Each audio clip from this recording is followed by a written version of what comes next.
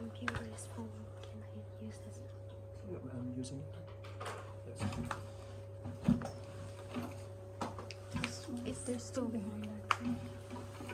There's only one there. There is. There is two behind that.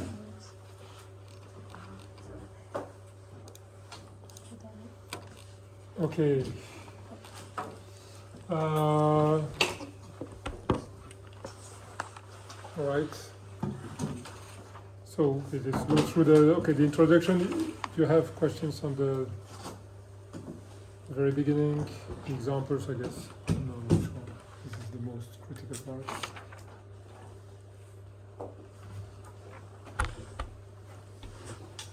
Okay. So this was everything. So I guess there's not too much questions here. Okay, so what about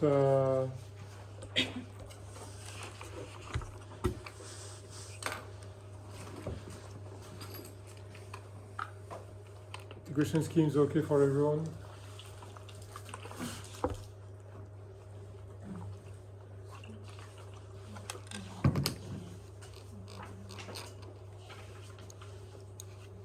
Well, it turns out nobody has questions, so we need to be finished soon.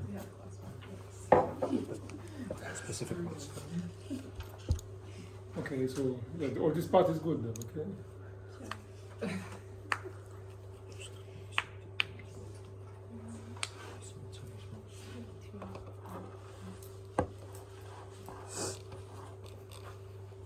Okay, these are general things, normally, okay, this is not really but we use this a lot, so yes. Difference between trapezoidal midpoints, okay, for everyone. Okay, all the examples we took is the same because we are in the linear case, but they are technically different. Okay. And this notion of algorithm, okay, it's quite important. The fact that you need to, you typically end up with something which gets you from n to n plus 1, okay?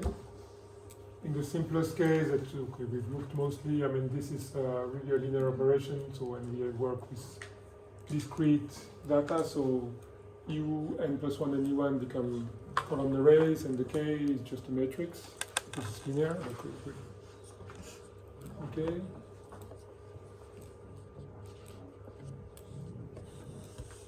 Notion of stability.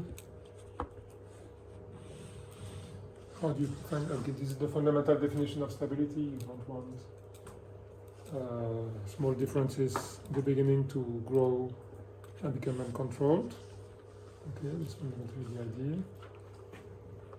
Okay, this can depend on the time step.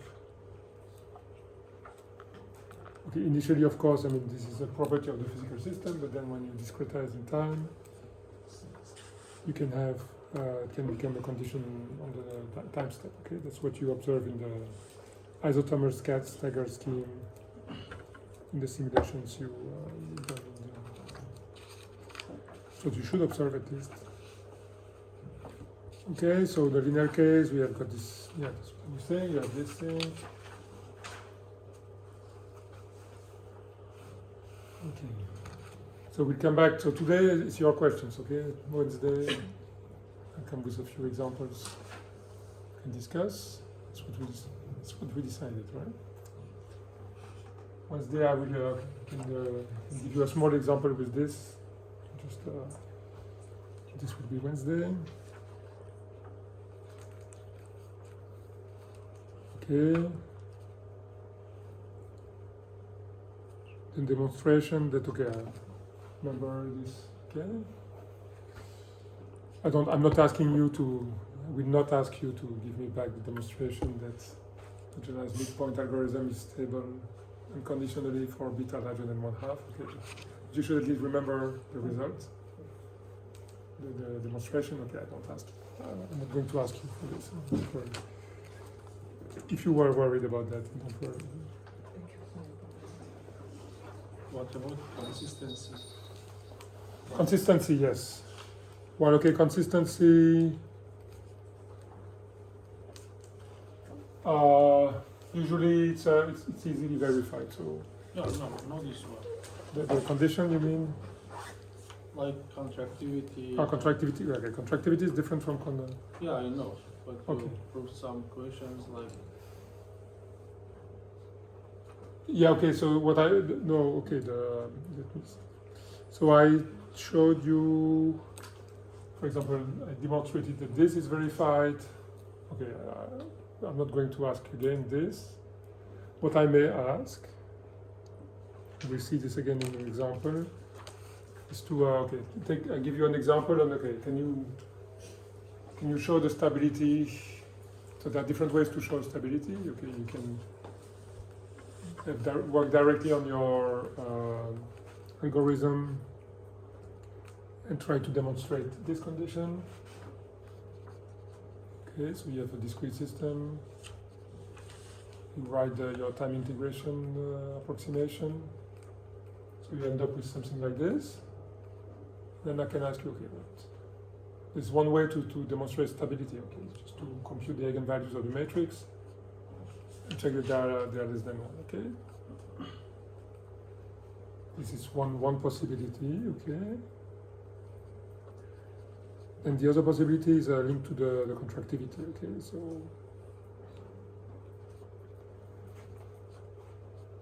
can you demonstrate contractivity in this way? So, and what is linked to it is the. Okay, so this was Okay, so typically there are different ways. I mean, but this what is done here.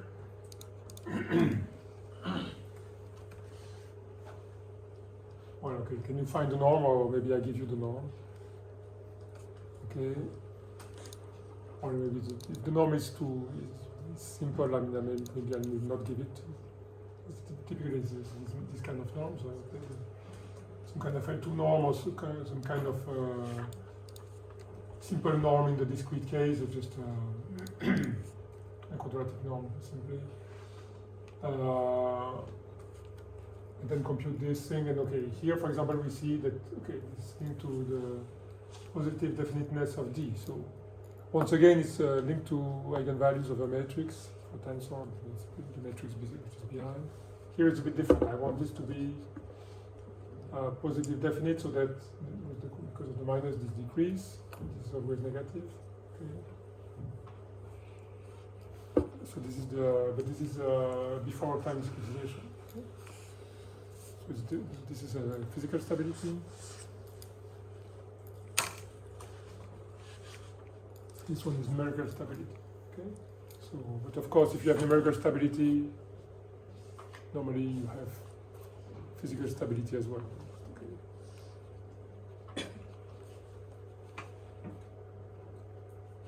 So, in other words, if you can demonstrate the contractivity and use the midpoint, you don't need to do that because this is a very universal demonstration, if I can say. Okay. Now, if you cannot demonstrate contractivity, you write your discrete time integration scheme, but you need to check this now because you could not demonstrate it from the general point of view. Okay. So these are different situations. Okay. For example, if you look at the staggered isothermal scheme, you cannot demonstrate contractivity of this one because the individual steps of they are not contractive. Okay, you cannot demonstrate contractivity. Yet, I mean, you can run the isothermal staggered scheme and it can work for small enough time steps. So how do you get this? I mean, okay, it's a slightly different way it's done in the paper, but fundamentally it's very similar to this condition. Okay. So you look at the eigenvalue of the identification matrix. Okay, if you look at the paper, this matrix is projected into a Fourier space. Okay. There's an extra step there, but we don't need to go in that deep. But then, okay, but basically you had to check with the specific time discretization for the isothermal staggered scheme if it was stable or not, and that's how you get the result that the staggered isothermal scheme is conditionally stable. Okay? You don't need to do that for the adiabatic because you know that each of the steps are contractive, and so you have already the demonstration.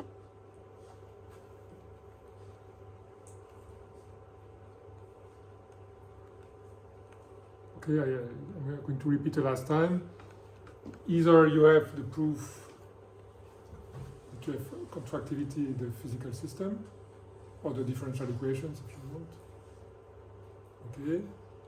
And then you know that if you use generalized midpoint with the proper data, you will have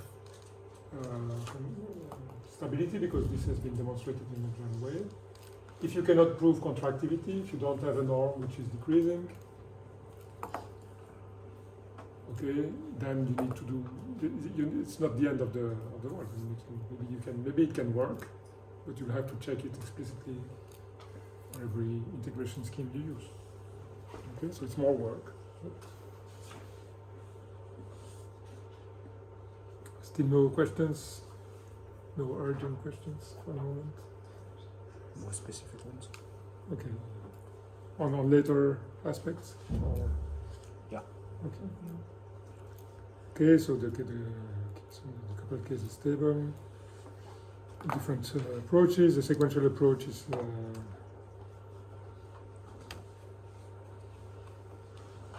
okay. It's not extremely interesting. This one, okay. Again, there is notation issues here. You can switch to. Okay. There's a time index and a system index. If you follow this, you can switch these ones.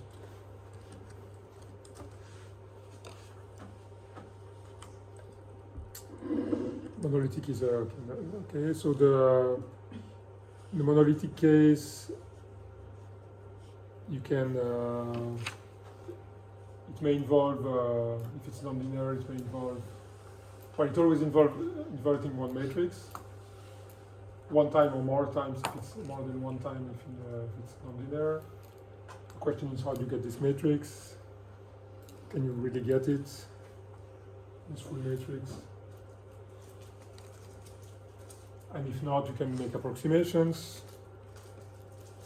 and do these pseudo Quasi-Newton approaches. Okay, that's one way to approach the staggered approaches later, but okay, here it's not staggered, it's really a way to solve the monolithic problem.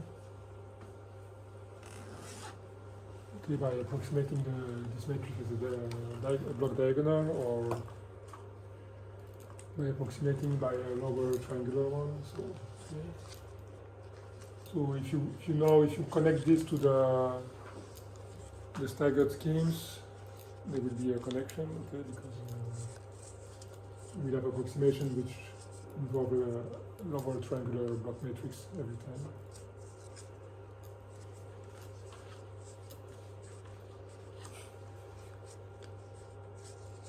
Still okay? So okay, what's important to understand here?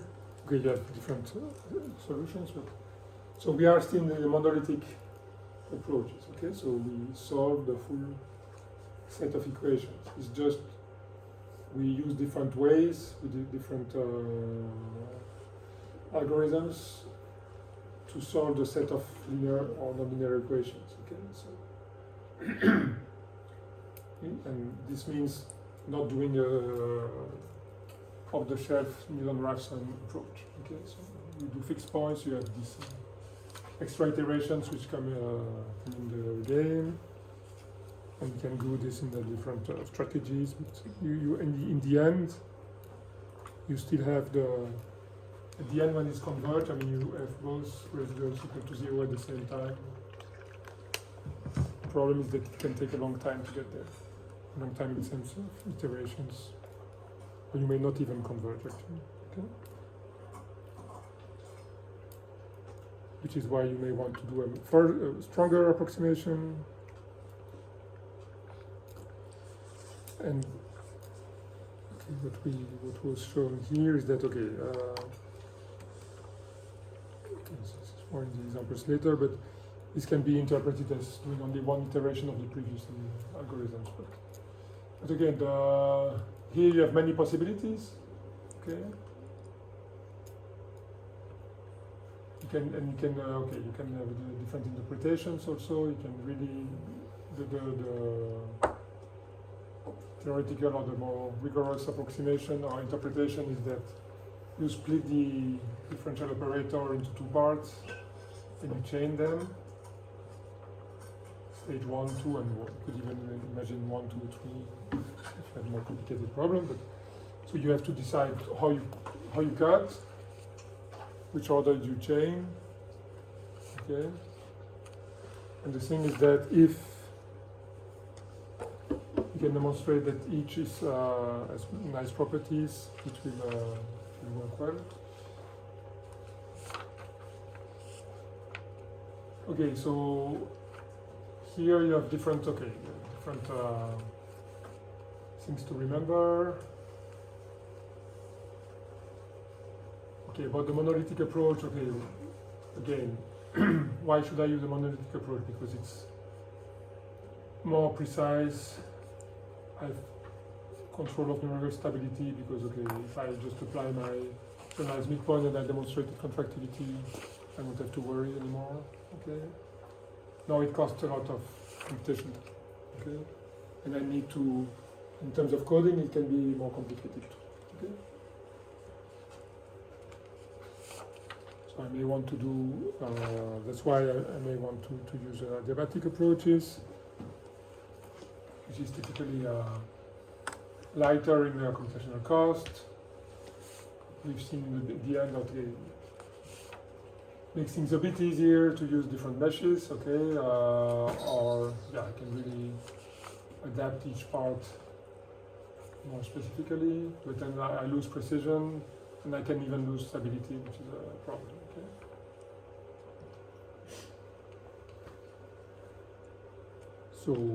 Okay. So there is more uncertainty, or it requires more work to be sure what to do using this. Okay. But when it works well. That's it. Okay, so for the case of thermoelasticity, so we have a system which is demonstrated to be contractive. I can illustrate all this. So just maybe, okay, the isothermal staggered approach does not work so well.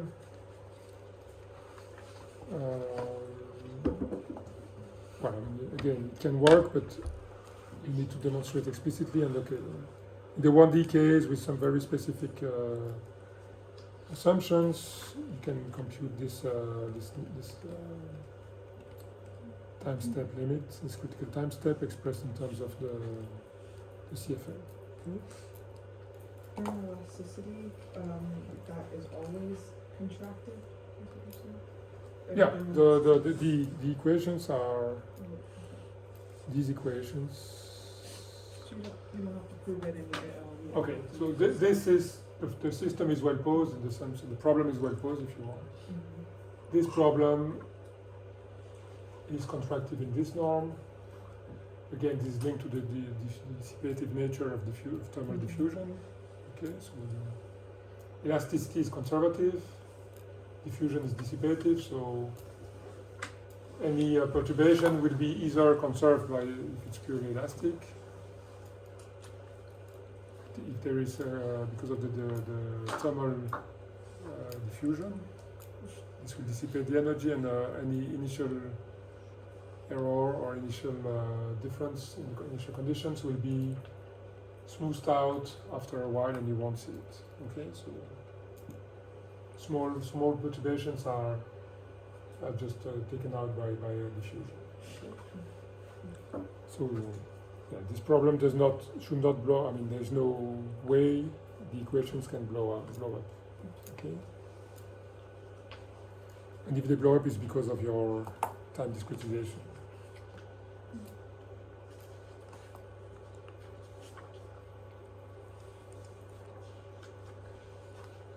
Okay. So monolithic is it good for the strong coupling and the weak coupling also?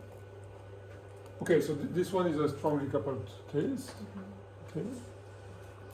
Or strongly, I mean, okay. At least I'm here in a model where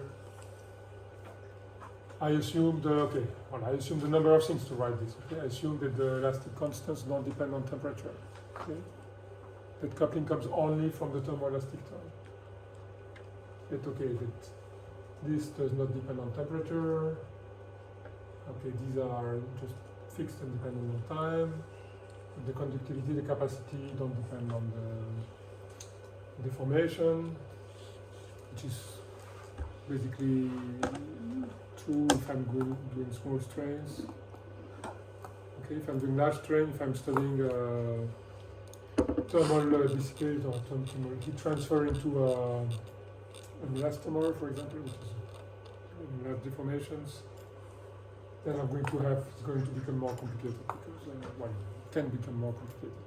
Okay, but okay, under my assumptions here, it is strongly coupled because you see it's the same coefficient which appear on both ends. Okay, so you cannot really say that one is more negligible than the other. Okay, for some loading maybe this can be the thermal effect. Thermal dilation will have more effect than the source term here. In the metal, it's true that if you are studying thermal expansion of rail tracks, okay, so it's important to take this into account because for a bridge, I mean, it really plays a role. But okay, this term is a fraction of degrees.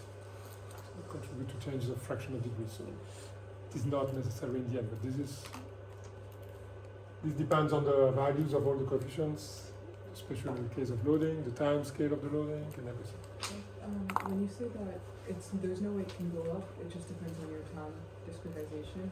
I don't know if we have to know this, but what would be an example of a time step that doesn't work? Well, I mean, okay, in your code that you are coding, you take the isothermal staggered scheme. There is a time step where the solution blows up. Okay, so while with the adiabatic, it should not be. There should not be. It's just blowing up a lot, so we should. Okay, so the isothermal case is normal. This is what you want to demonstrate.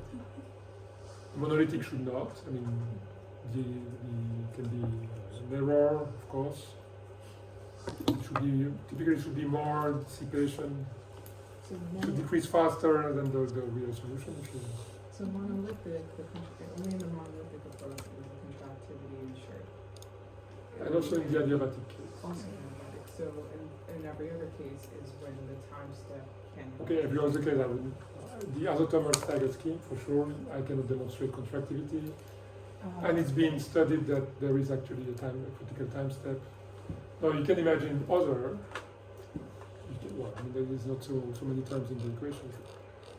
You could come up with some strange splitting of the equations. I'm not sure I cannot imagine one now because there are not so many terms. I cannot exclude the fact that somebody come up with a strange splitting which would be maybe stable, maybe unstable. Yes.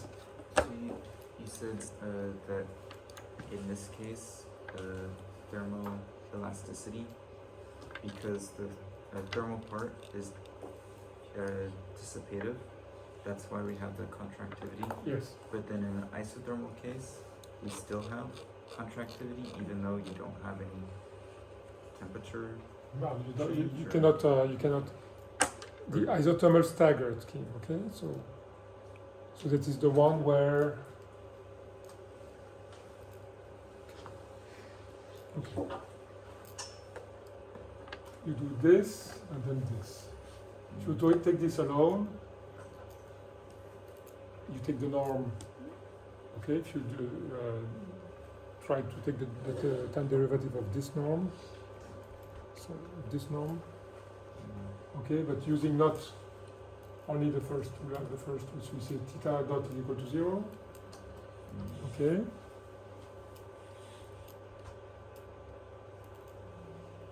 So you forget this, and so you compute the rate of the norm in this condition. You cannot show that it's decreasing. So number can be positive, negative. You don't know. There's no way to demonstrate, but it's always negative. So it's not. And the same thing here. You try to do this because this term will stay there, and you cannot demonstrate that it's going to be positive or negative. So you don't know. It may dissipate. It may not. Okay, that's So- what I was. So in the isothermal, it's you can't. And typically, Contractility. yeah, you Okay. cannot show the contractility of the. So isothermal staggered, okay? If you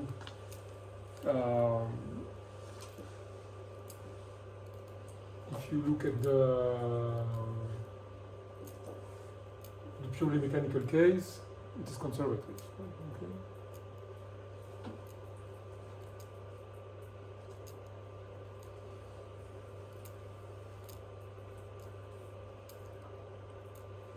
But here the thing is that, okay, you have two differences, okay, they will differ by the initial conditions.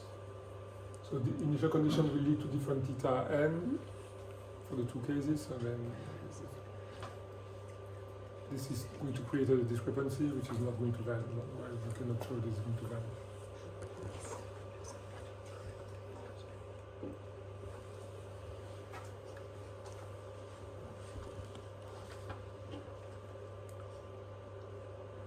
And again, the proof. I mean, you cannot prove contractility, so you don't know. You cannot prove anything. But then you take the equation. You then apply the other method where you compute the algorithmic matrix, which goes from n to n plus 1. You compute its eigenvalues, and you realize yes, there is a possibility. Time step.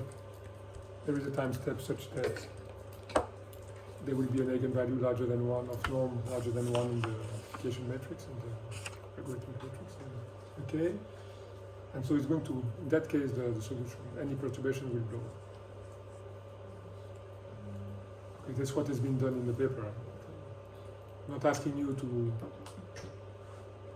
be able to redo that. If you have the time, if you want to take the time to read it, okay, it's not so complicated. But this was only when you have the. But it's only in finite 1D element. with some, okay, it's based on the finite difference equations, which correspond to, that's why it corresponds to lumped CEM and I matrices and so on. But is that is that also discretized in space? Or Yes, just time? yes. Yeah. This solution is for space discretization, which was done using finite differences. Okay, which is like finite elements with these modifications of lumping the mass and capacity matrices. Yeah, but it's linked to the both. I mean, the critical time step depends on the time step and the mesh size. Okay.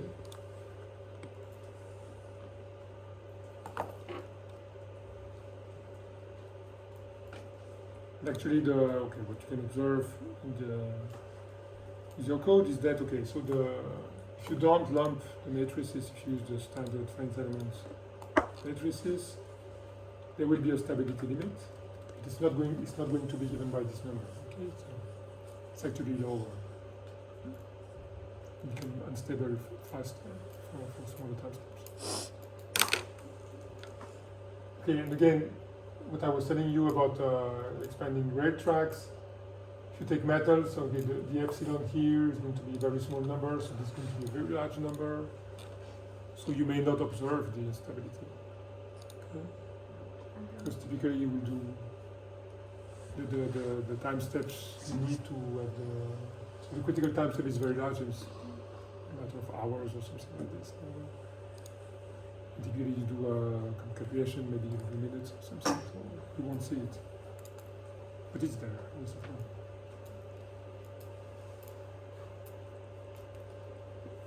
Because when you have, there must be a name for this principle. Some people say if things can go wrong, if you have a method where things can go wrong, they will go wrong at some point. Murphy's Law. Hmm? Murphy's Law. Murphy's law somehow. This is exactly. Yeah. So this is exactly what happens with these algorithms, okay? Isothermal staggered scheme can go wrong, so it will go wrong at some point. You always find a case or somebody will use your. I mean, it's always the same thing. If you develop a method, an algorithm, a software. Okay, as a researcher, as a professor, I mean, the good way is just to give your software to students. Okay, there will always be one or two who will come up with the conditions where things explode. I don't know. So okay, so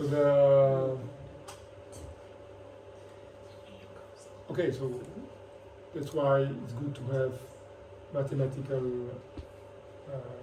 guarantees that your things work. Then okay, it's not because mathematically it should work that you coded everything right and it's going to work. This is life.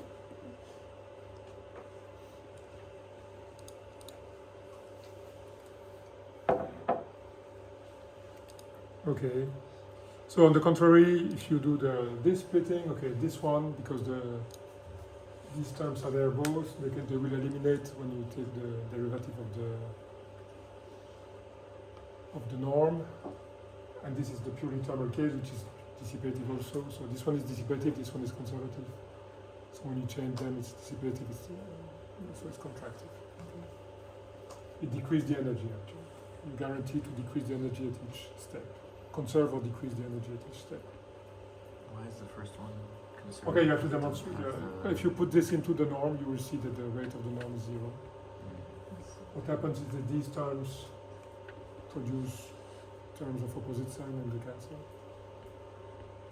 And before you didn't have this term, so you could not cancel this thing. So it was there with a sign that you don't know. Yeah. For the three step, if we change time step for each step, so they are going to give us this different CFA. So that Yes. is just going to be that's going to give you a different result based on that. Okay, so even in the monolithic case, if you change the time step, the result will change a little bit. Yeah. Okay. Okay, maybe because this is linked to precision. Okay, you make up a stronger and stronger approximation as you increase the time step. So normally the quality degrades as you increase the time step. Okay, but it's degrading progressively. Okay. For the isothermal staggered approach, you increase the time step, so you degrade the quality, yes, but then at some point, it really gets crazy and you get the values are 10 to the 37, maximum number you can have in your computer. Okay. For the adiabatic staggered approach, you will now we fall back again on the same case as the monolithic approach. Your error will be larger than for the monolithic case. For the small time set, you probably won't see it. I mean, okay, you need to do a very precise error estimation. It will increase as the time step increases, but it will progress. It will be still progressive. There will be no blow up of the error. But with the same time step, With the same time step, the adiabatic is it's less precise than the monolithic. yes, it's Yes. not that much precise. It's like they give us the graph, but it's not too much precisely how the oscillation is happening, how the temperature is oscillating in the, like how the graph are going to be in there. So Okay, so they are pretty close. so if we like only if I increase the time step, that time I get the like very defined how it's going to be the graph and everything, and how with the specific time step, how the temperature is verifying, I can see. But with the same time step of the monolithic, it gives too much like a densely graph. Okay, I don't know. I'm not sure. See what you say, but okay. So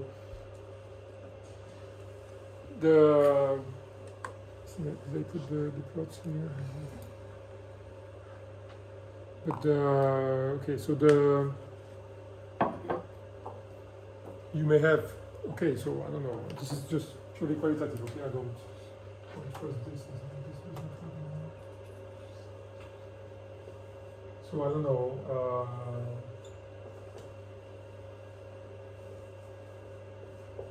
okay, if you look at the example, okay, so we do have, okay, we have something which is, this is, would be the monolithic solution, okay?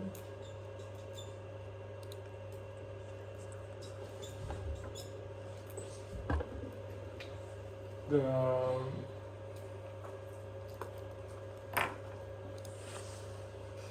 so what happens is okay, and I don't trust too much on the okay. There are different small differences in terms of amplitude and phase and things like this, okay? But then okay, if you do the isothermal, maybe at some time it's going to be different values, okay?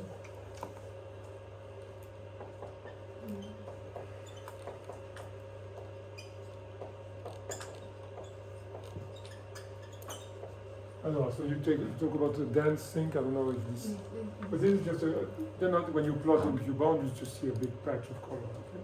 This is just a sign that this oscillates between plus infinity, minus infinity. Infinity in the sense of numerical machine, okay? So if you do the, okay, again I'm just doing this. Maybe the staggered, the algebraic staggered.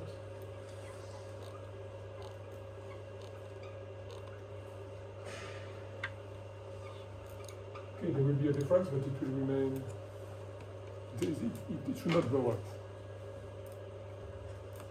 If the algebraic staggered it blows up, this means you have a bug somewhere. You encode it exactly as you should.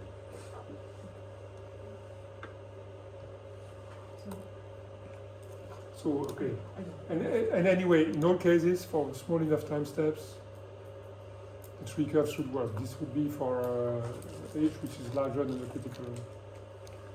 Okay. Okay. So normally with the value, the default values are provided. Normally,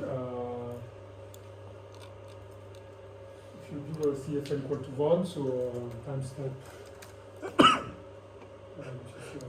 Depends on your mesh and everything, so it should work. Then somewhere between 1 and 2, it just switches to this solution. Okay, so for small time step, tree curve should be almost on top of each other, because if you do small enough time step, everything works. So they should be deepening, right?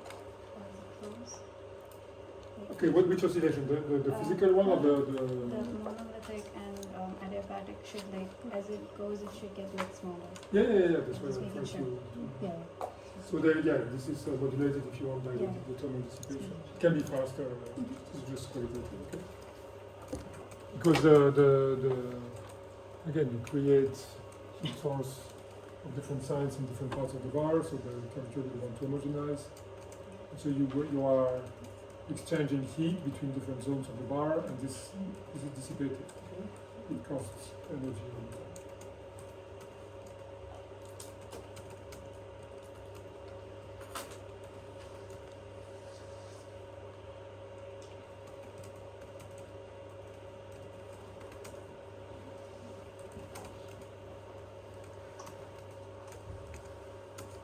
Okay.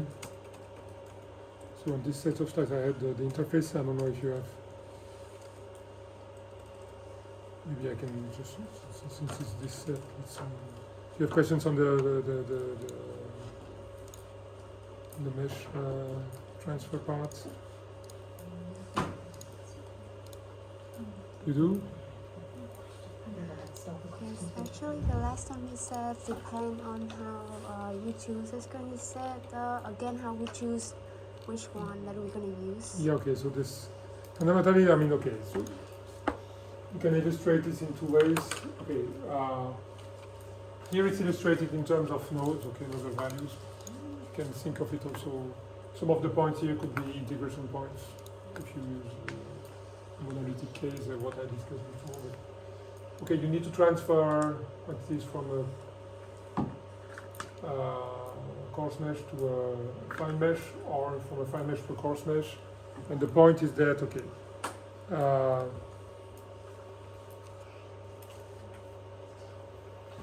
so you interpolate values from here to here. So here you can, the fine mesh can really get the values. Okay, so it will sample the coarse mesh easily.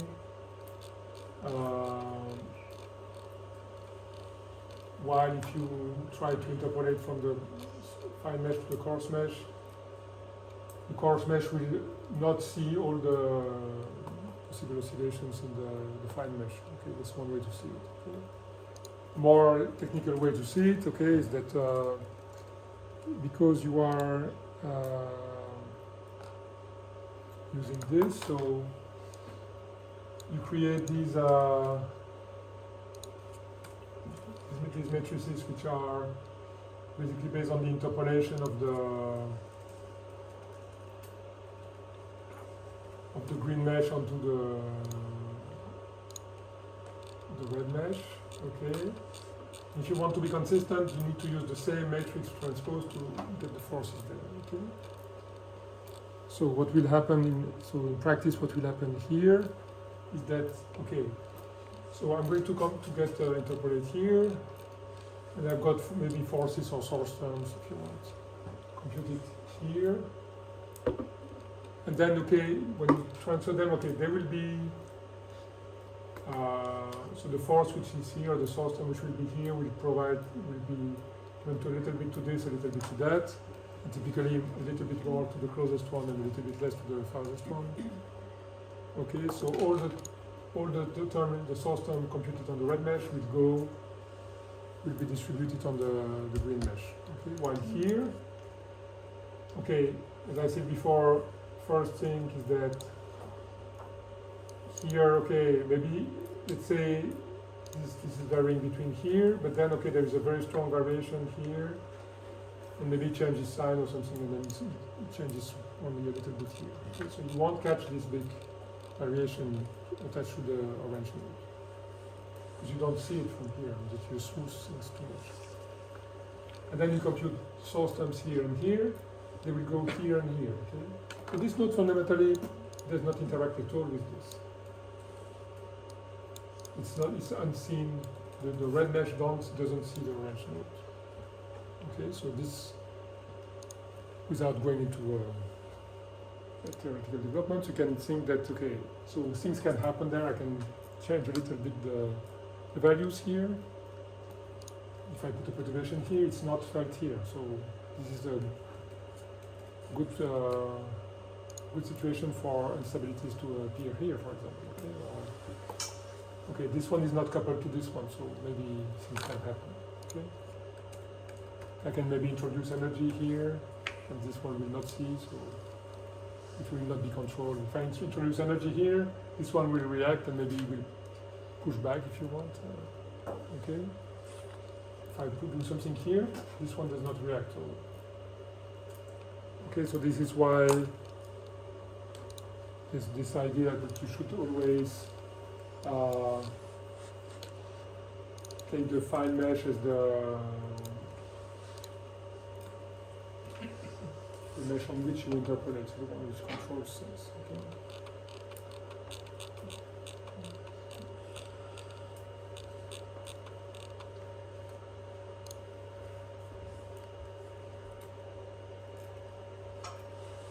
Does this answer?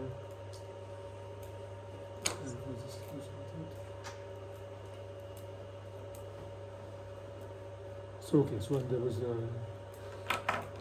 all the developments I did, okay, on the board, but okay,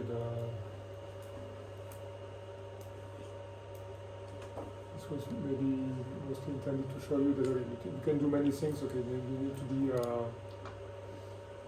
I'm repeating what I said. Okay, so you have two meshes. Each mesh carries an approximation space, interpolation, order, few different elements. And then the meshes also serve for integration, spatial integration. Okay? You have to decide what do you integrate on which mesh. Okay? And the idea is that you should integrate on the fine mesh because this is where you have more precision. Okay? You will catch the distance. So that's why you want to interpolate from here to here, maybe integrate here, get forces, and then bring them back here, instead of doing the opposite. Okay? And also if there is no clear fine mesh and no clear coarse mesh, you can always build a fine mesh by sort of intersecting or just combining the two meshes, which is the story. Okay. It starts to become a bit complicated, but sometimes you can do that. Can you put that integrate on the fine mesh to ensure? What you said? So I said you should. It's better to do integration on the fine mesh. I mean, the terms that you don't that are questionable. Okay. So there are terms which will be okay proper to the green mesh. Maybe it's enough to integrate them there. Terms which are proper to the red mesh, okay, integrate them. There's no question. There's no real question there. Okay. Then you have the coupling terms, which have a bit of red, a bit of green.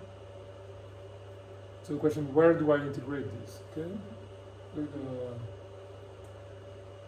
And so the good practice is to say I'm going to integrate them on the finer mesh.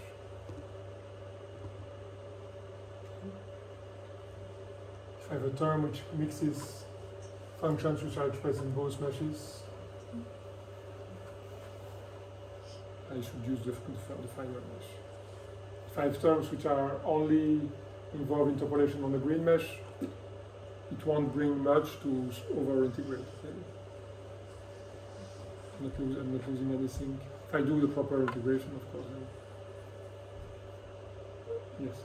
Can you give, because like going one way, it is easier to understand, but can you also explain the force, like in thermoelasticity, what would be the temperature is the field that goes on to Okay, it, so but then what's the this was drawn for fluid structure interaction, okay, in the beginning, because there are two problems of mechanics in the force exchange, displacement of velocities and forces and newtons. Okay, so it's easier to understand. In the case of thermomechanics, okay, this becomes a bit more, maybe a bit artificial, I don't know. Because you don't do exactly that. Okay, that's why what I showed you is a bit different, but okay, so we have, let's say this is the mechanical mesh and the thermal mesh. Okay. So I could imagine I need to interpolate the temperature of the red mesh, and then I get my temperature field on the red mesh, and this gives me a thermal dilation, and then turns into mechanical equation. So this is fine. Now let's imagine I want to. But then to solve the thermal problem, I need to compute a source term which is linked to the divergence of the velocities, okay? The strain rate. Okay. So I could do it in two ways. Okay, so of course I can now bring back the velocities on the green mesh, and then compute the thing on the green mesh. Okay, this would be with the formulation with the B matrix computed in between the integration points. But I could do it another way. I could decide, okay, all the calculation I'm doing this on the red mesh, so I'm going to compute a heat source term on the red mesh. So let me again divide the equations.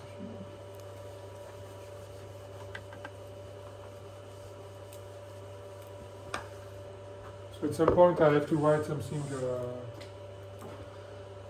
have to write something like that.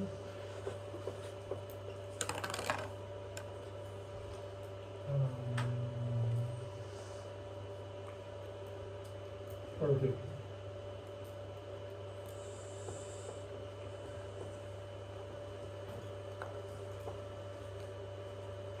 So that's what I tried to show you last time. But okay, I can. Because the source term in the equation, which has in weak form, I mean, it comes from there. Okay. So it's linked to node A. You know, this is the term associated to the node A. Node A being the one where the control virtual temperature. Okay. Now, as I said before, I can decide that I'm working with a virtual temperature field which is on the green mesh, and then these ones would be shape functions from the green mesh, which I need to interpolate on the red mesh. Okay, but I can do it otherwise. Okay, that's what I finished. That's what I finished last time. Let's imagine now I decide to carry virtually, but not really need to compute it, but let's say I don't have too much access to the integration points on my mechanical mesh, or maybe I'm doing a problem where maybe I'm solving my mechanical problem with finite differences. So there is no integration points, only or finite volumes. I could do. It's not only finite element in life, there are many other methods. Okay, and okay, this is based only on another value. So what I did, instead of interpolating the temperatures of the integration point of the red mesh, I interpolated them on the nodes. I got this theta, I got what I call theta m. So theta m would be a temperature field which I brought from the green mesh onto the red mesh at the nodal points. Okay, and then with this I solve my mechanical problem. If it's finite element, maybe I have to reinterpolate again the temperature on the red mesh from the nodal values, or maybe I'm doing finite differences, finite volumes. Okay, and then from there I compute the velocity field. Okay, and so now I decide that then I compute this quantity on the red mesh. Okay. So this would give me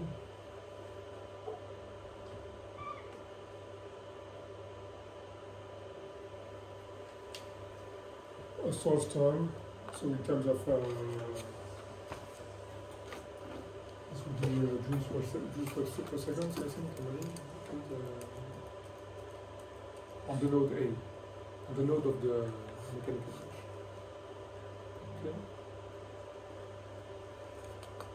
Okay. And now I want to transfer this. So I have, let me try to do this, to make it like this. Maybe I'm going to take this one. So I've got,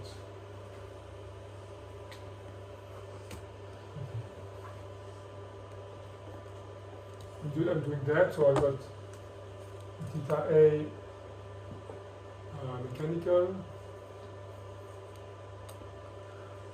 okay, which is a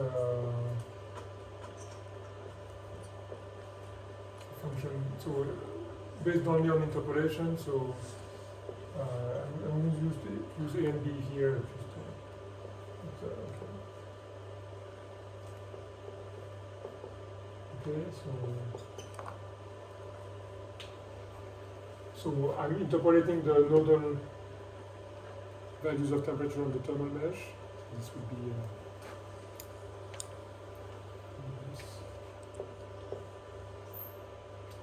this on the green mesh and this on the red mesh. Okay.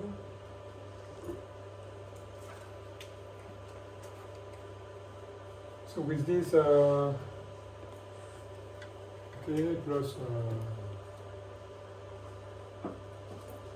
got my displacements also on the mechanical mesh. Okay, I'm solving my mechanical problem with the source term. I got a U, a V, everything.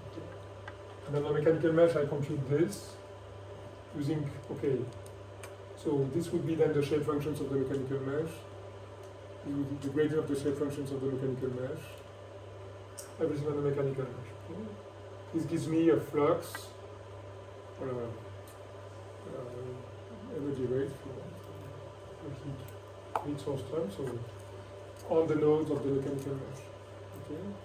Then from there, I need to transfer it onto the, so I need then to compute the R. Okay, and this will be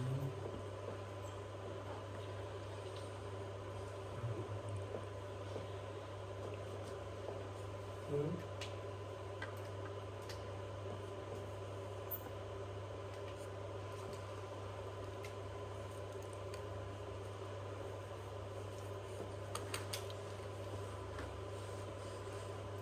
Okay, and then I use this as well as the theta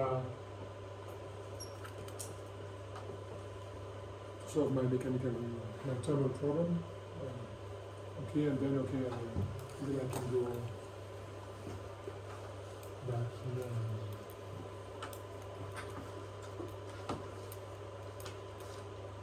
Either I'm doing next time step, or if I have a monolithic scheme to the fixed point. Okay, so this scheme is more, okay, this scheme I didn't talk about integration points. This is a very general scheme for discrete approaches where I don't want to go into details. And okay, the plots were drawn really for structure interaction, but because the freak people, not many use finite elements. There is no notion of integration points, no really interpolation functions. They do finite differences, finite volumes based, cell based, node based, edge based, and there are too many possibilities. It looks more like finite difference. So there is no, you need to work only with discrete things, and they don't have interpolation. There is no real notion of interpolation. So you need to interpolate simply by doing, and again, okay, you can do interpolation by using linear shape functions, but there are other ways to do interpolation.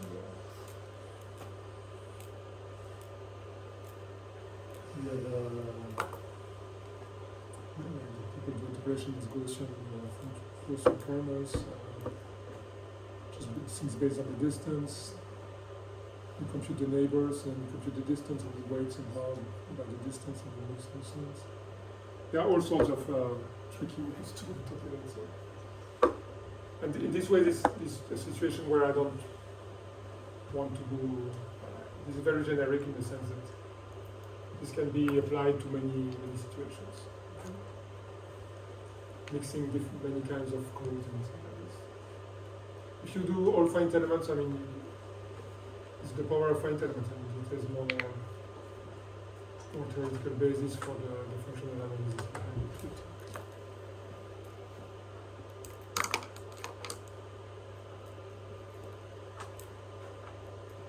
Okay.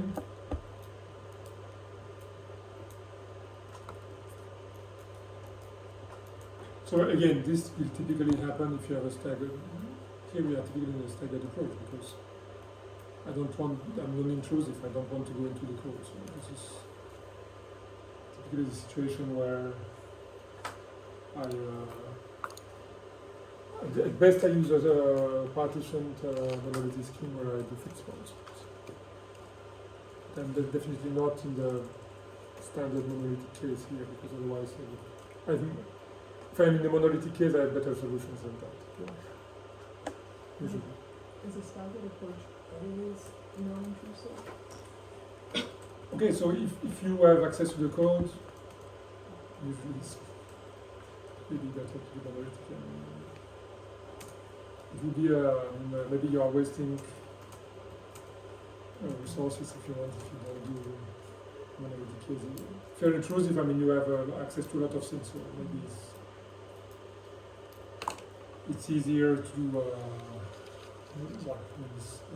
It's a good case to do monolithic, to try to do monolithic. Okay. again, this is very difficult to give general rules or advices in these cases, but okay. Monolithic has many advantages, so if you can do it, maybe try to do it, okay. In general, there will always be some cases where monolithic looks good, but there is a problem that prevents you from doing it.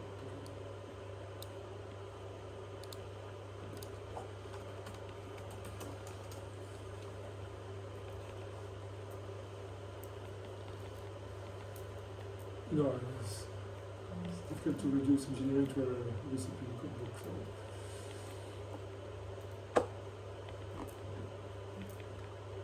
Okay.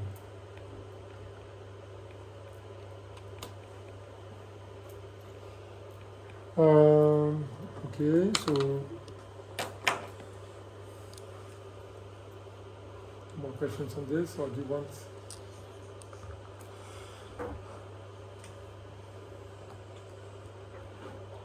If one hour, I thought you would, I would be just bombarded with questions. Maybe Okay, can we go to the pattern variational. yeah.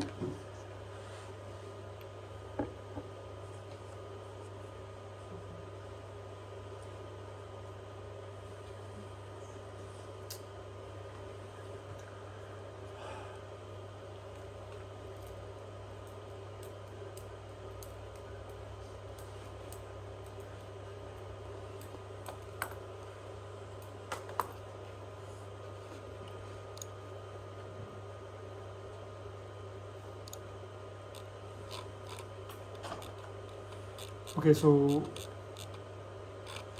here the chemoelasticity was really, I mean, these are the same equations as thermoelasticity. Okay, again, they are very similar at least. Technically, replace this by temperature, and you get the same structure. Okay. Or technically, the C is more like the entropy, and mu is more like the temperature. But okay, these are maybe.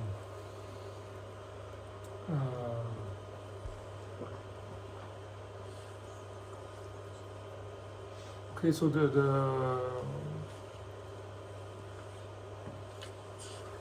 this part also I insisted on the thermodynamics way to derive the equations. This general framework. If you want to remember something from here, is that basically you can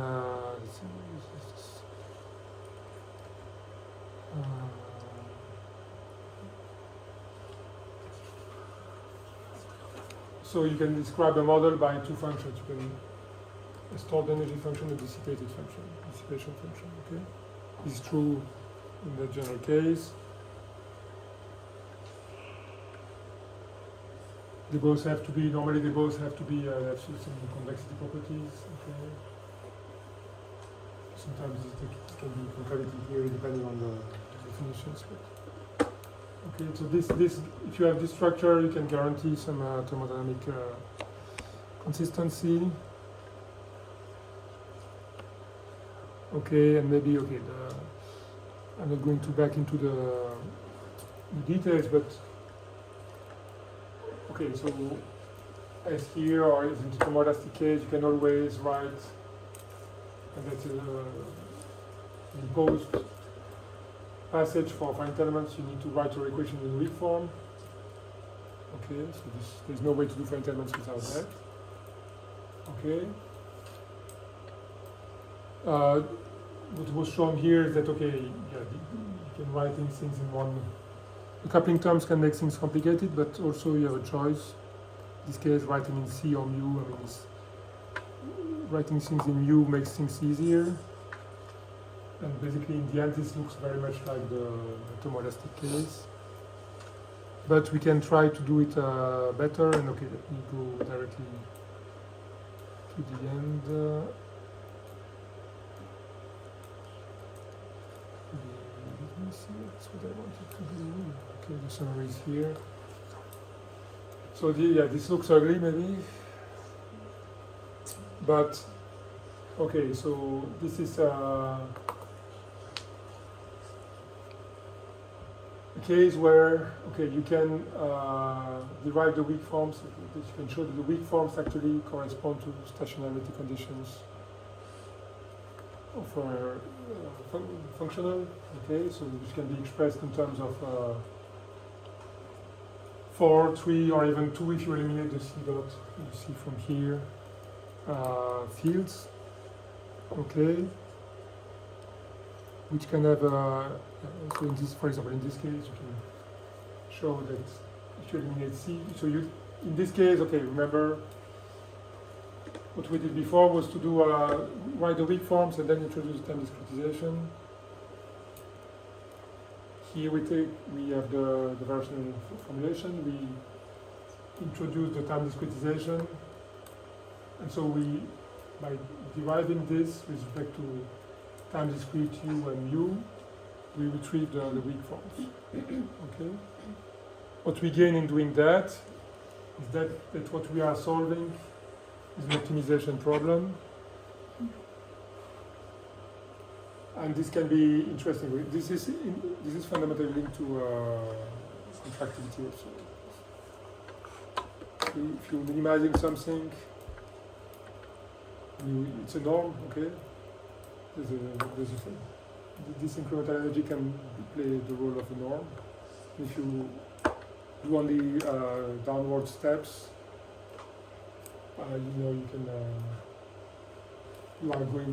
you always get better. Okay. So this is a very, very big picture maybe, but this also explains. If you replace nu by temperature, and you go to thermoelectric case. So if you do staggered, you just do the isothermal staggered scheme consisting of doing one minimization with respect to displacement and then one maximization actually with respect to temperature. Okay. So you go down and then you go up. So you never know if you have in total you've gone up or down. Okay. And that's one way to interpret the fact that it can become unstable, because it can get lost and actually go up instead of going down. Okay, the monolithic case is more, you would have to transform all this, but we write it entirely in terms of displacement and entropy. In which case, done here, we can show that it's a purely minimization problem, but it's a bit more complicated than that, so we won't go into these details.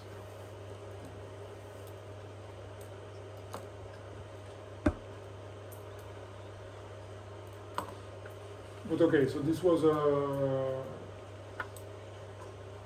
also a good way to show you, try to generalize the landscape, if you want, or the point of view. Because this you can write in the general case for putting everything, the displacement mechanics, the diffusion, the temperature. You can put in many other things, damage, plasticity. You can throw in many ingredients and remain in a similar setting. Okay. Transport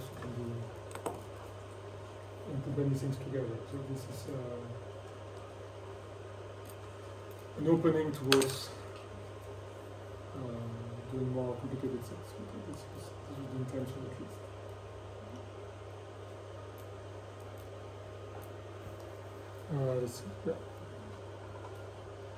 I don't know if you had specific questions on these parts. I mean, it's all really complicated. The thing So, but specifically, like, this is the most advanced part of the course. So maybe really what I would like you to remember is that it is possible, and it is something you would like to have, at least, and you can seek for, to say that to write the problem as an optimization problem mathematically.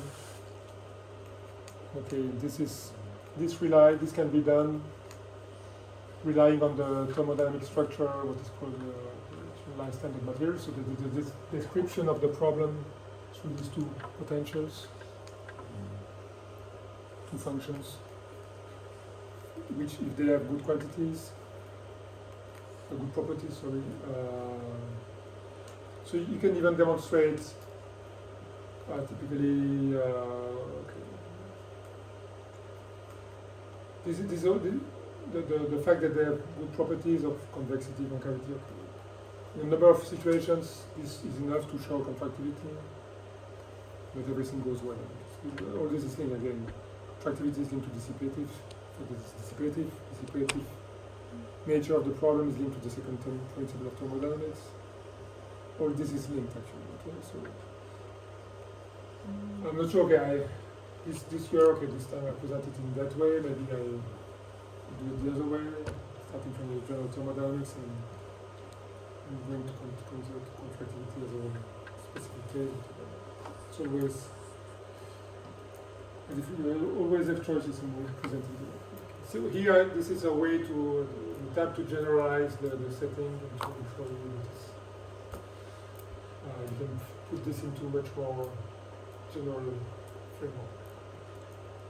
Can you explain the idea of how we reduce the number of fields, like how we eliminate the fluxes and okay, so so here, for example, here we started from this one, okay?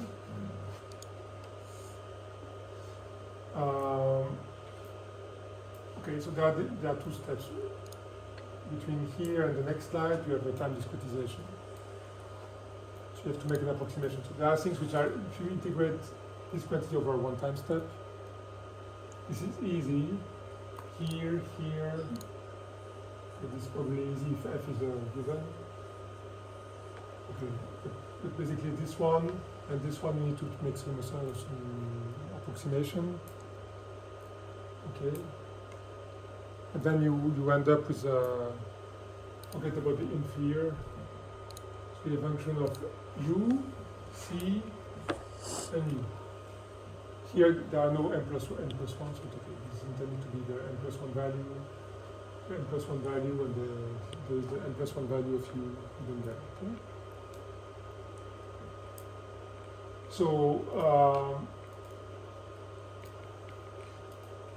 what you realize then is that okay, the c is local in this case. We have a local quantity. Okay? So I can do the minimization on c, I can do it pointwise at every point. And this, technically, well, in the end, this eliminates the c because, okay.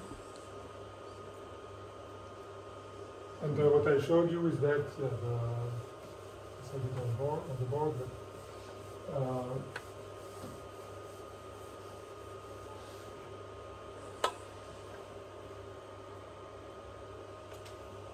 okay, so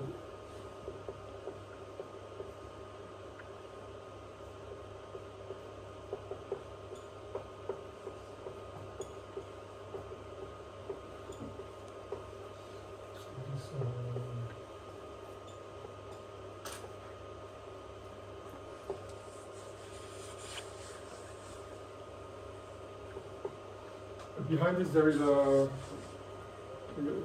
one transform, so this transformation which goes from takes a function of some state variable and transform it to a function of the dual quantity.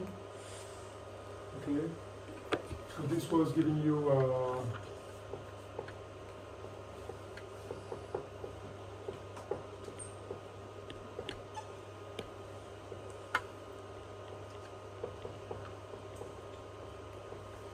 let me remember the signs from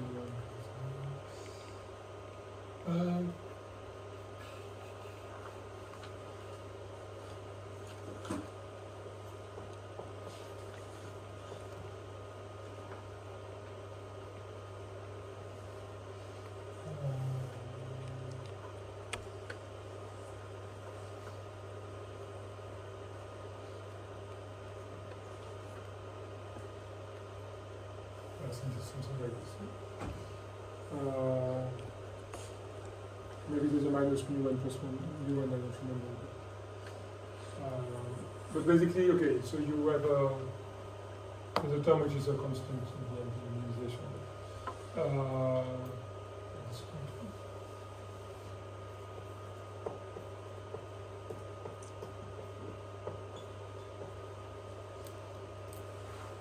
Actually, it's something like this, okay?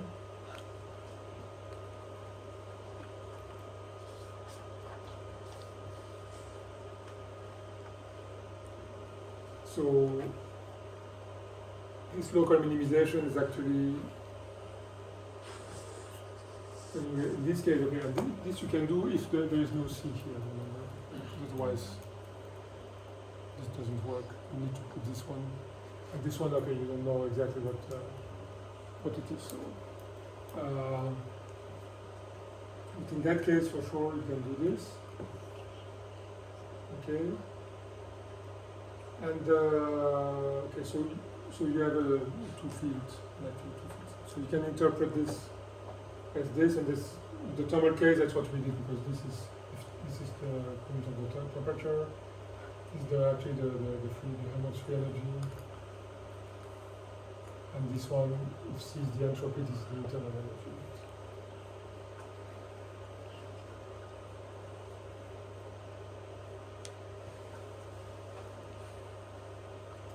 So that's one thing. So now we could imagine also to do to stick with this, but then okay, there's no good reason. Okay, again here the minimization on the flux. Okay, the flux appears only in these two terms. So when you minimize on the flux, you're actually doing the Legendre transform between J and grad mu. And this defines this function. And again, J here is local. There is no gradient of J or divergence of J which appears in the term, so we can do it locally. Okay, so that's why in the end, you can end up with this. You cannot go below that because you have gradients of mu and gradients of u, so this has to be minimized or optimized over the whole domain at once. Okay? So you cannot reduce more than that, because what's left, they all have gradients of differential operators applied together. So. While, yeah, exactly. So while the C and the J, we could eliminate them because so from here we could eliminate this one and this one because when you relook, they don't have differential operators applied to them. And it turns out that eliminating J is doing the Legendre transform on the Phi star C, and eliminating the C. Doing the Legendre transform on the C. This you cannot really do in the rate form, it's only in the incremental form that you can do it. But okay. Well, okay. You can actually do it because you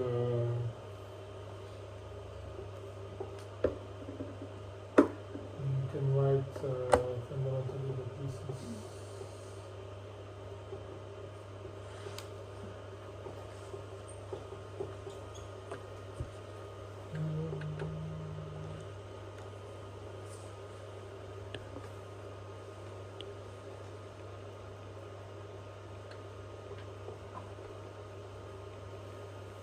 Something like this, so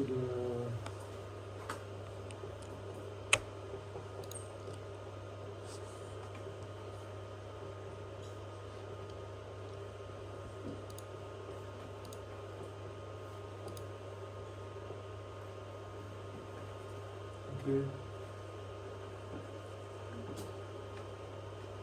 So I could eliminate the C dot here. Okay. then I end up with a new dot, okay. Okay. If I integrate, I get that. I know what I should do.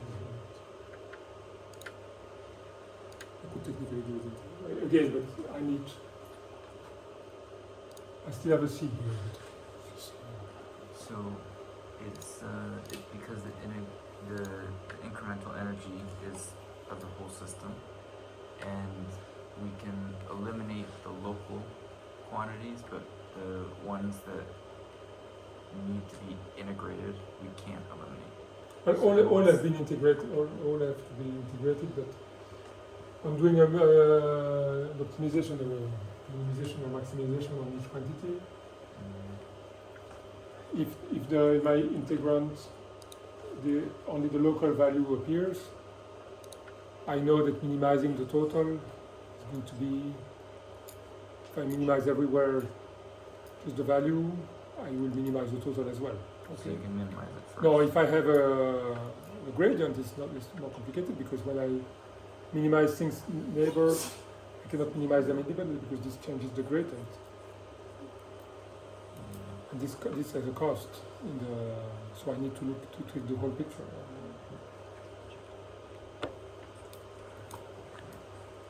They are bound by the gradient. Otherwise, they are not bound. They are not attached. I mean, the value of C is not directly attached to its neighbor value, C value.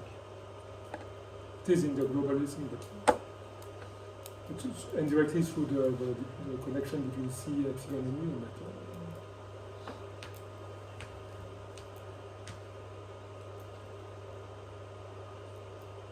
Okay, so let's go for. I think you have questions.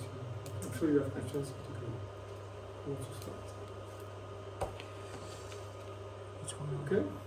Let's do steps.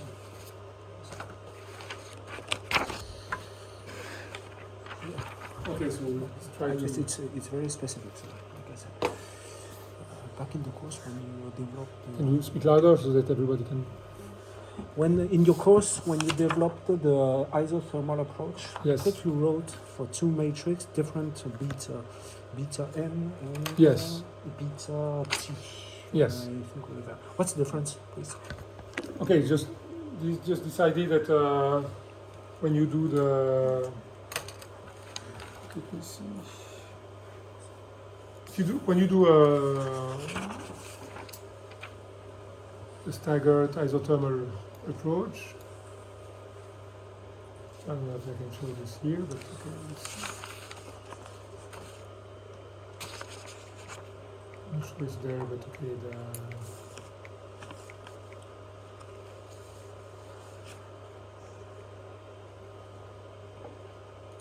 Okay.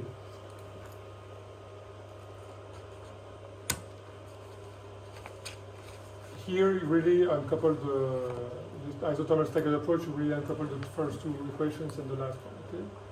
So these are two sets of differential equations that you need to time integrate. Okay. So I'm going to use a generalized midpoint for this thing and a generalized midpoint for that.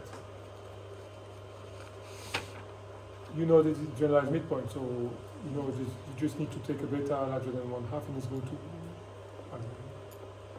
So technically, you can use a different beta for this one and a different one for this one. So what I intended by saying that is that you have the freedom to use a beta equal 1 for the mechanical part, maybe beta equal 1/2 for the thermal part, if you want. Okay. But then, okay, again, so if you do that,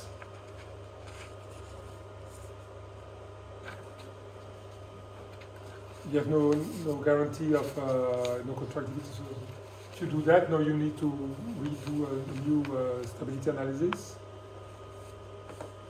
and see what is the limit, okay? So for example, this number was derived considering that beta was taken as 1/2 both for the mechanical part and the thermal part. You can really you can decide to change it, but then it's going to change the limits. It's going to change your algorithm. But, okay. but you can do the same thing in the, I didn't insist on that on the, you could do the same thing here, okay? You could use a beta 1/2 or 1 here and a 1/2 or 1 here or 175 if you want, okay? In this case, since both are contracted, normally it should remain stable. But okay, no, the way we did, if you do this, you need to pay attention because in practice we didn't really use the algorithm like this. We explicitly integrated this and we did a lot of manipulations. So you have to pay attention. But that's why I didn't venture into this thing. But, you could integrate this with a given beta and another one with another beta. Then you have to write out what it gives and see if you can recombine things in a simpler way. But, okay?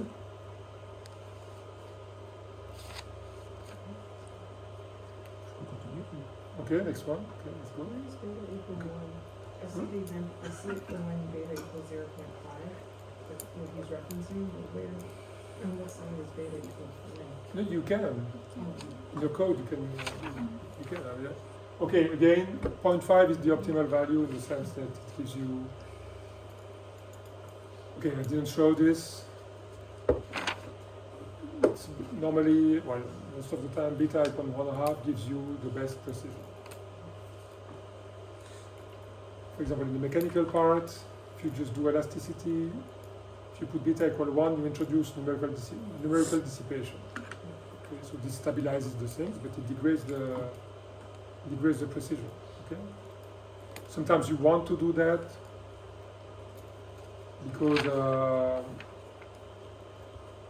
finite element space discretization introduces some artificial modes, vibration modes, which are not physical, and you want to damp them, to filter them.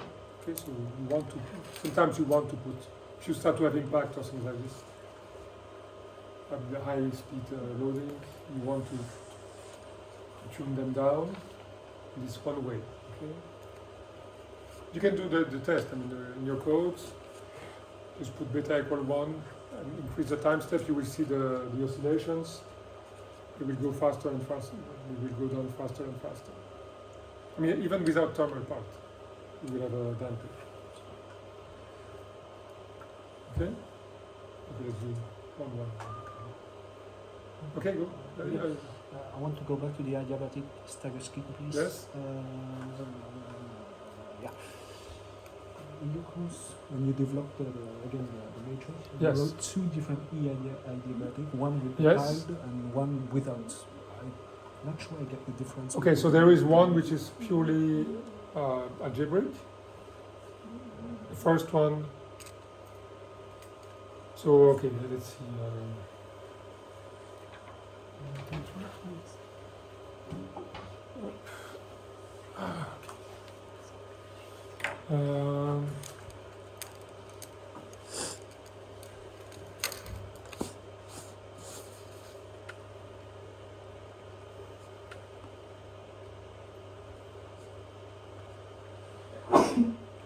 Okay, so something I will put on the hippocampus this week, but I need to clean it up a little bit.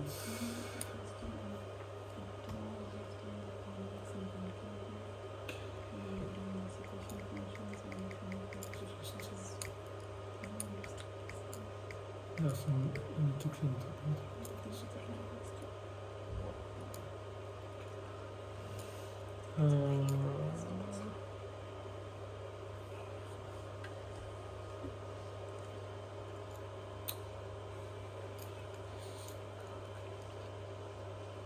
So the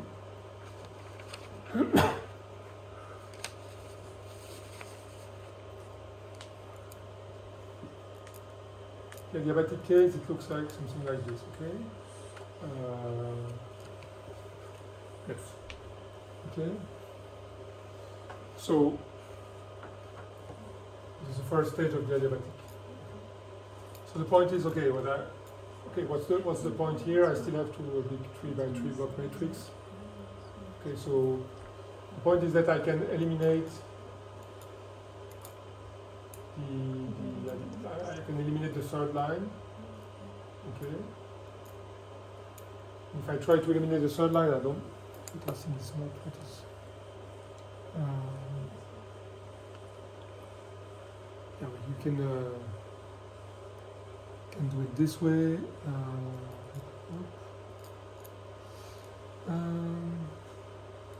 Yeah. Okay. So okay, here it's called H hat, and this is the so E. Okay. This one. Okay. So this comes from really algebraic manipulation. Okay.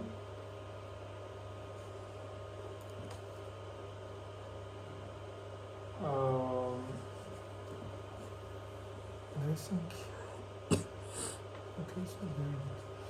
Okay, so there's one way to do this. Okay, the purely algebraic thing. No, here it's only written in text, and okay, I add it to the. But you can also go back to the initial equations, and this way now I can go.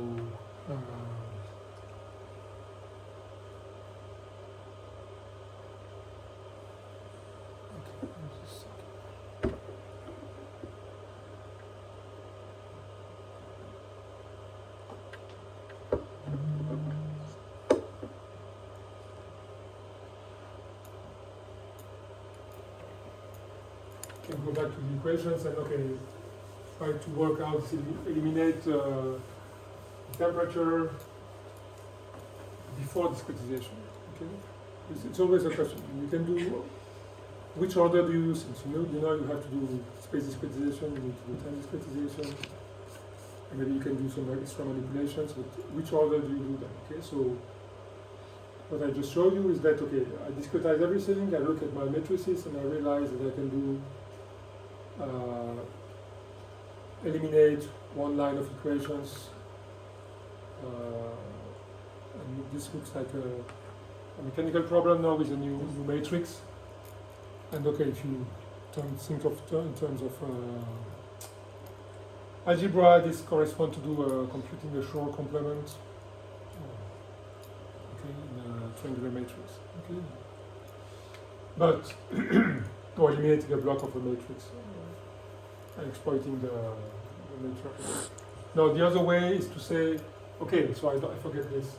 I'm only solving this, and my third equation now, I read it. Okay, it's written like this. Okay.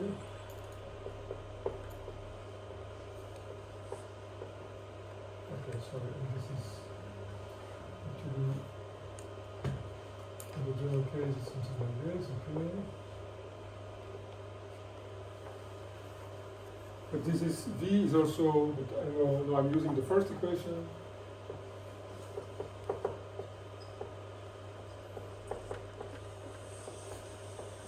And the V is used, okay. So I decide to do the time integration of this.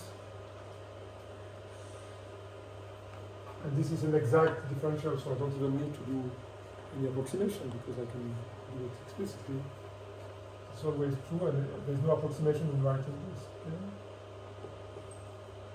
Yeah, I can call this theta derivative if you want.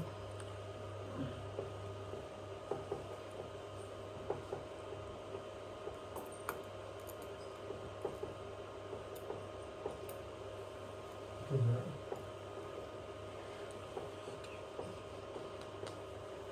Okay, but this is okay. It's okay.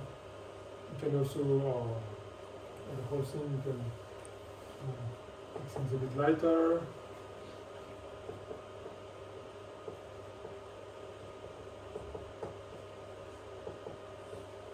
Okay.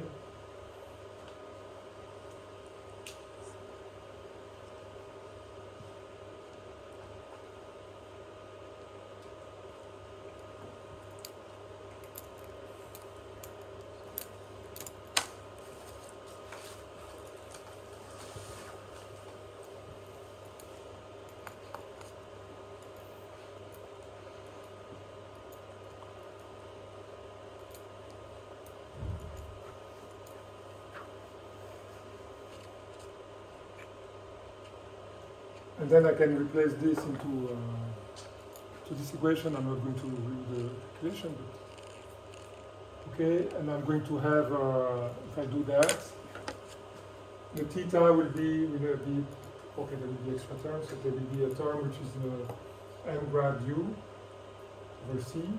Okay. And then okay.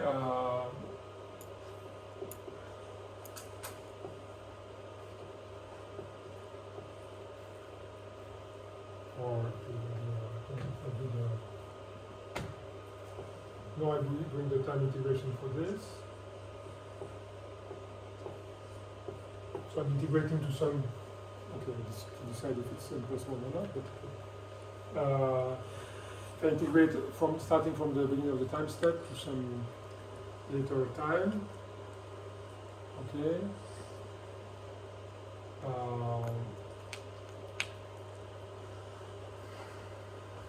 You can do it this way if you want. But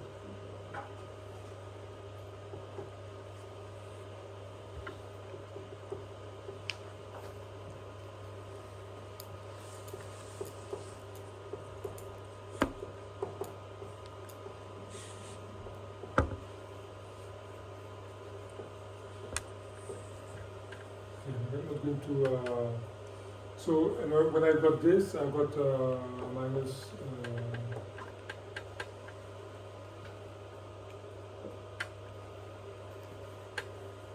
To have something.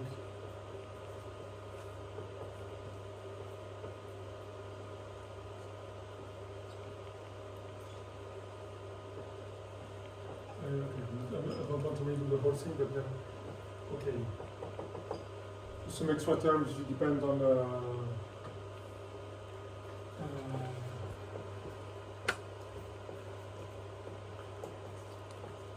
okay, some extra terms depend on.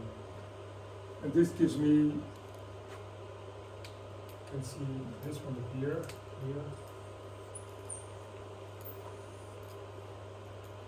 And so this is my adiabatic stiffness, is the minus. This is my adiabatic stiffness matrix. And then I can do the space discretization starting from there, okay? So I eliminate the theta adiabatic in the differential equations before doing the discretization. This is different from previous case where I did eliminate the adiabatic temperature after discretization, okay? So here,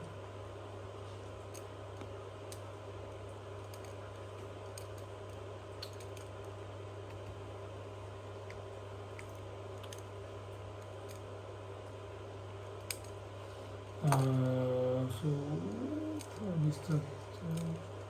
Oh, sorry, there is a plus here because there's a minus.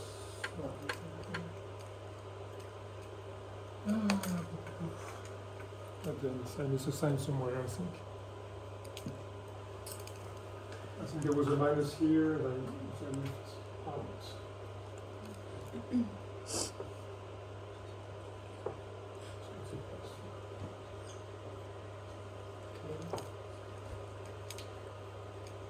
Okay, this is positive, this should positive go down, yes. So you can compare this to that one.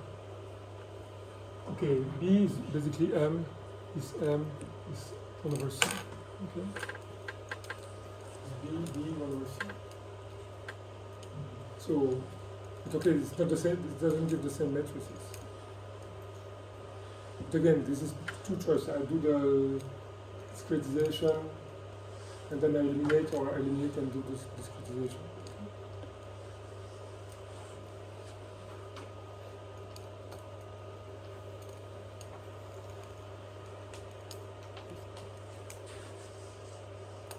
Okay, next.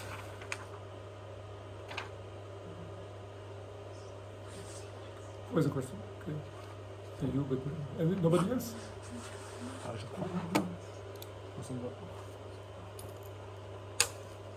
Okay. Well, I have a question about the code itself. Okay. I took the example of monolithic.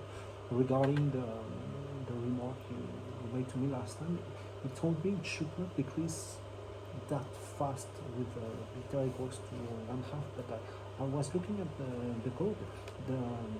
The velocity is only a function of the mechanical effort. Sorry about that. Actually, if I don't have anything to maintain the perpetual. No. Well, I should put it on,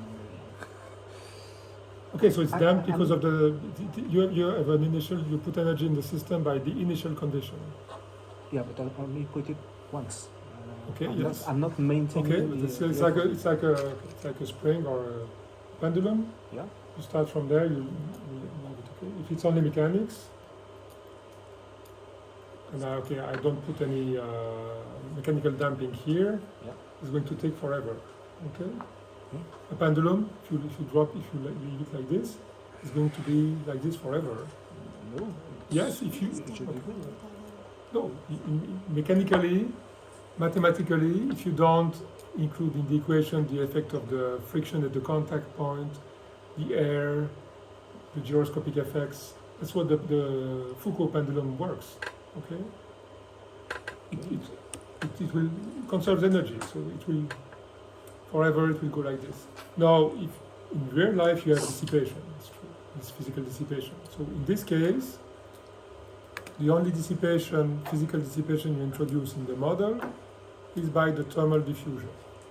Okay. No. So the oscillations are damped because there is thermal conduction.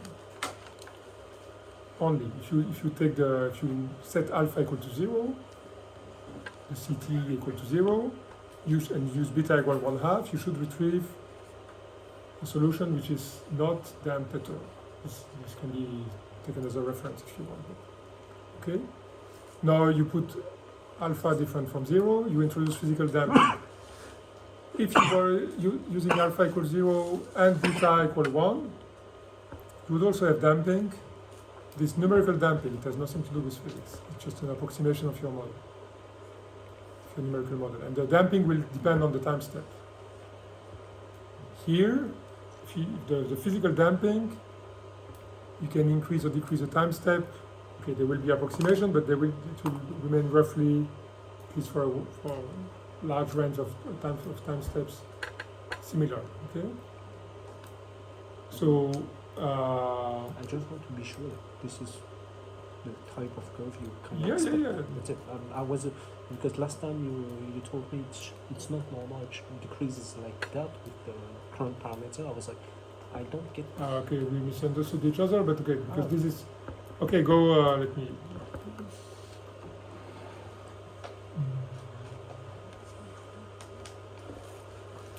Let me try to get this.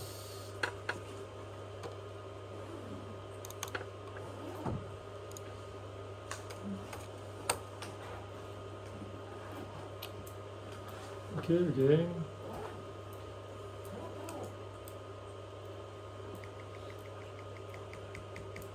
Again, I gave you this, it's not for... Okay, Yes, so- I've been looking through it actually. So you can see that, okay, let's look at this one, it's a good one. So this one is the displacement in the middle of the bar. Okay, there are only 2 cycles, it's not 5. It's clearly decreasing, okay, what was before. So this would be the purely mechanical case. Okay, that's what they call uncoupled, okay.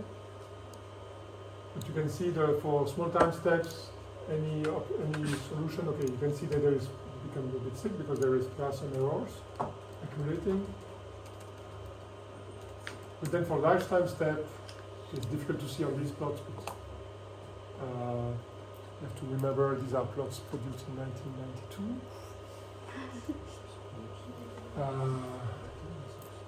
So, I mean, this is the isothermal, all the others, they are on top. The adiabatic and the simultaneous, so the monolithic, they remain on top of each other somehow, be it in terms of displacement or temperatures. Okay? So if you want to check your code, then you should have small damping.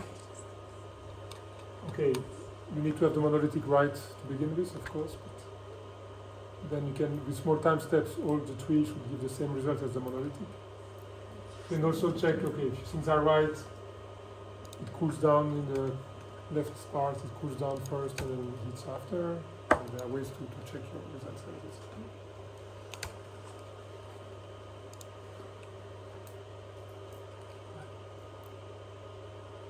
Okay, and the amplitude, okay, of course this depends on the initial values, but typically if you put a velocity of amplitude 1, is the unit properties for everything. Yeah, the amplitude of displacement should be 20, I see that's what you have roughly. I think I have pretty much. Yeah, okay, what's the number there? It's 20, okay, so yeah. Thank you, sir. Yes. Oh, you? Yeah, I have a question, but I'm not good. Oh, it's okay. It's something that I wanted to say again, please. I Yes. didn't understand the same thing because I got the same thing what he got. So Okay, but that's what, okay, does it look like this? no, this is for the two oscillation. Is it, you have 4 simulations here. Yes. This one is the uncoupled, that's the code I gave you. Yes. It's purely mechanical part, uncoupled. Yes. Okay. Then the 3 other simulations are on top of each other here. Adiabatic or monolithic, we call simultaneous here. Okay. Adiabatic isothermal, staggered isothermal, staggered adiabatic. For a small time step, so this corresponds to with a mesh of 100 elements. I'm trying to remember the numbers. So I think it's 200 times step per cycles for a mesh of 100 elements. If you get all the CFL1 is normally is this. You should get everything on top of each other almost. All the 3 algorithms should give the same results. Displacement for temperature. Okay, again. The dashed line is the one I gave you initially. And okay, you have the. Okay, you see there, you can't really see the difference between the 3 approaches for small time steps. Yes. This I want to show you this. Finish my thing. In here, like I used 300 times. If you didn't change the data I like No, it. I just modified according to Yeah, the yeah, metric. okay, yes, yes. So I got this. Then I went to the isothermal. But in here I can free and step up to 100. I think I got the CPL is 1 and I got this. So they look like the previous one. In editor, if I put the 200, it is really better. The graph is not that much. Then I use the 250 and step. CO2 is almost 0.8. Okay, but one is for you. Yes, I got this. Okay, so try to superpose the flood, but they should be the same. So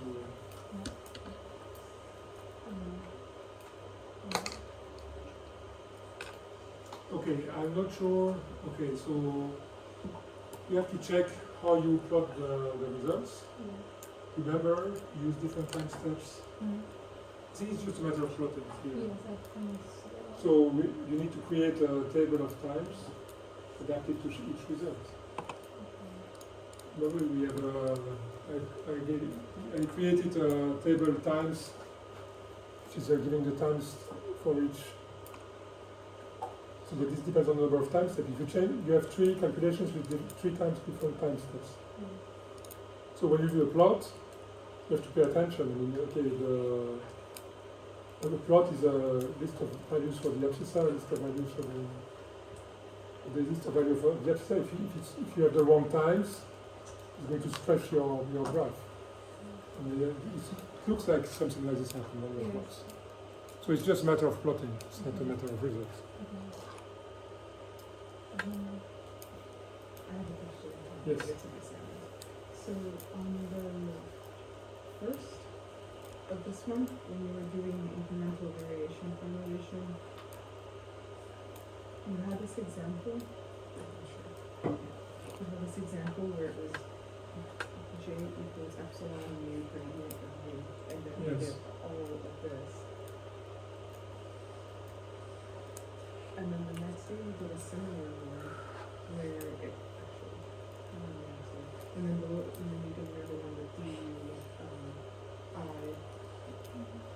What is the purpose of J here, actually? That's my question.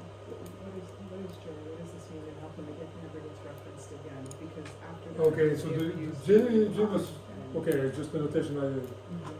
I wrote it the moment, I guess, but this is exactly what I showed before, you know, how you go from the psi to the psi star. Okay, J here is the part of the integrand of the volume integral. This was just to isolate the minimization of C. Okay. Okay, so this is what I did just before. So Because after it looks like you're doing the exact same thing, but we don't have. okay, so J the I here is the integral. J is the pointwise, is the density. So yeah, I don't really reuse it after I read it. Yeah, so it's confusing because you have this in terms of three arguments, Yes. epsilon, given here, and then you get basically a similar thing, but Okay, but this is something. okay. So the I is the integral of J. So, okay, I don't know. Or even here, actually here, I yeah, well, okay. This integral, this is J. This is not integral. So this integral of J. So I wanted to be able to because the minimization acts only on these terms. Minimization on C. So I wanted to isolate this to discuss about the minimization on C. So you get, so after you do all the J, you get C out of it, this comes from the minimization. Yes. This- Okay, no. Here is defined, there's no minimization. So, okay. So this is just to show you how I can eliminate the C.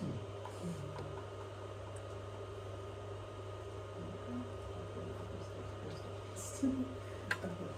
This is what So you they're not related, so this one with these three arguments is not related to. okay, look, there is one which is an integral, the other one is a density, pointwise quantity. So they are linked to each, they are related in the sense of the I, the integral quantity is an integral of many things, among which an integral of J. And with the minimization on C is local, so at some point here I isolated this bit which was depending on C, called J, just to be able to write the stationarity with respect to C in this case. And showing also you that the result, J was the result of the minimization, I think. So that also that this was defining a function which would check some properties in terms of when you know later take variations with respect to mu or to grad mu, you get some extra. Okay, so it's just an intermediate step. Okay. So it looks like the result of this J is minus delta C. No. No, I mean when you vary it with respect to mu, yes. If you want, J is exactly what I wrote before. What I wrote J was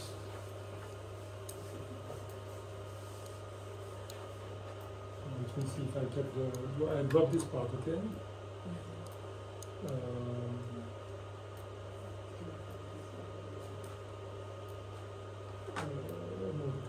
I dropped this part. Yeah, okay, no, this is the thing. If I mean, can we neglect this or not? I mean, this is the question. So if we don't, yeah, we have this whole thing. If we don't have a dependency on C, I can really work on this on the bit only. What I did next was work only on this bit and forget about this one. This part up until minus delta T. Yeah. That's what I should before. Okay. Getting to the end of the time slot here, so one last urgent question. We'll discuss more on Wednesday, but We could also just save it for next time, but why does the numerical damping get introduced when you have the beta equal to 1? okay, so for this you need to do a full analysis. Okay, so the answer is hidden in this one. Okay, Okay, sometimes I do this one. In other classes I sometimes do it, but okay, I need to go back. This is linked to dynamics. Okay, it's not really linked to specially coupled problems, but it's reattached to this one. Yes, exactly. Okay. So now, it's the best way to see it. Okay, I don't think it's going to do it, but if you really want to work it out, take a mass spring system, a 1 degree of freedom system. Apply the midpoint of the trapezoidal integrator to that. Okay. You can compute the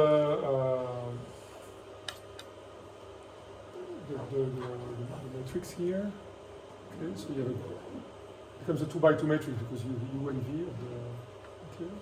Compute the eigenvalues,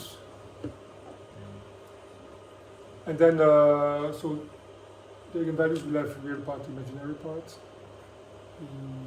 Depends on the right side of the tip. One part is linked to the oscillations, the other one is linked to the damping, and you can see that there is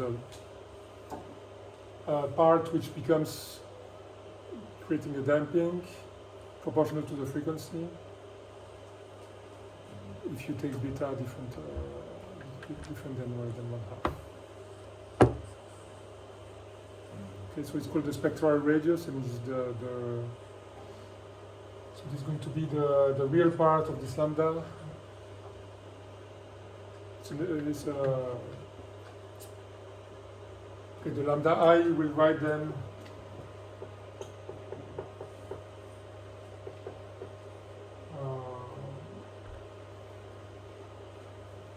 something like this or this.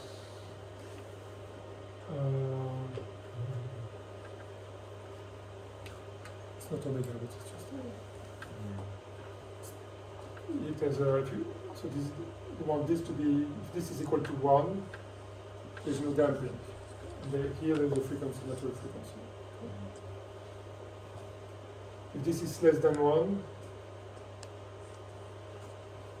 then there is this damping. If it's larger than 1, there's you accumulate. You have to do this small analysis. You can do it on a single oscillator.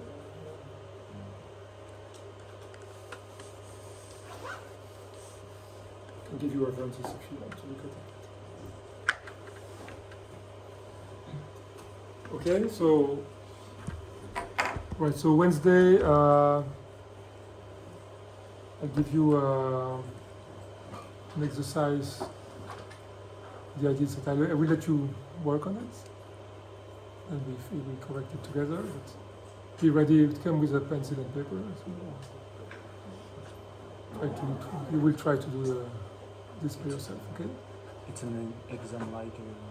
Okay. It's yeah. It's an exercise I used in an exam of the previous version of the courses.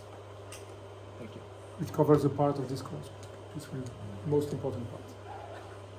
Would you mind to put any more older exam for Okay, it's us to difficult try? because it's not really the same course. Okay, but at least the question you selected that might be at the exam, please. Okay, we'll see. We already do the one. If I give you everything I have, I have to come up with new exams. Not everything, but more than just the one you will come up with on Okay, Wednesday. let's first do this one and we'll see how it goes. Sorry? Yeah, we can. Okay, again, I can show some things. Yes, you will see. We continue this discussion. You have seen things. Okay. Otherwise, we speak in virtual things. It's not productive.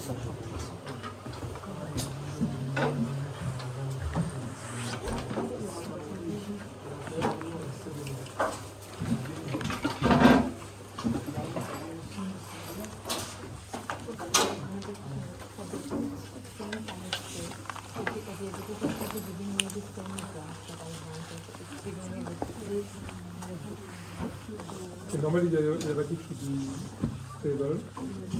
Then for larger time step, it should not explode. No, for the larger, it's giving me the scale. For the lower, it's giving me a little bit like interest rate, then Okay,